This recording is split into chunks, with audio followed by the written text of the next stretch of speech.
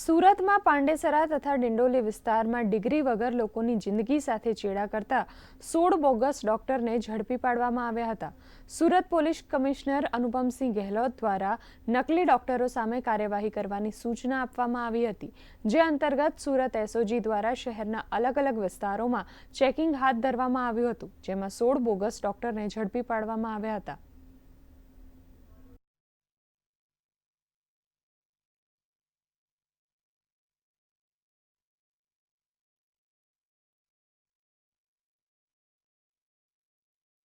અત્યાર સુધીમાં એવું કોઈ ડુપ્લિકેટ સર્ટિફિકેટ નથી મળી આવ્યું, પરંતુ જે અમે મુદ્દામાલ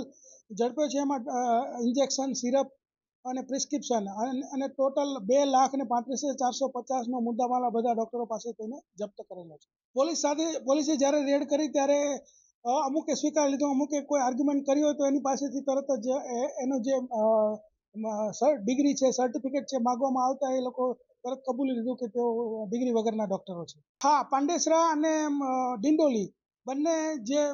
વિસ્તારો છે ત્યાં યુપીના, બિહારના, મરાઠી લોકો, મહારાષ્ટ્રના અને વેસ્ટ બેંગોલના જે લોકો રહે છે એ મોટે ભાગે જે મજૂરી કામ કરતા હોય છે ને આવા અભણ લોકો અને જે મજૂર વર્ગના લોકો છે કે જેને વધારે ખ્યાલ નથી આવતો એ લોકોની આ લોકો ટ્રીટમેન્ટ કરતા હતા।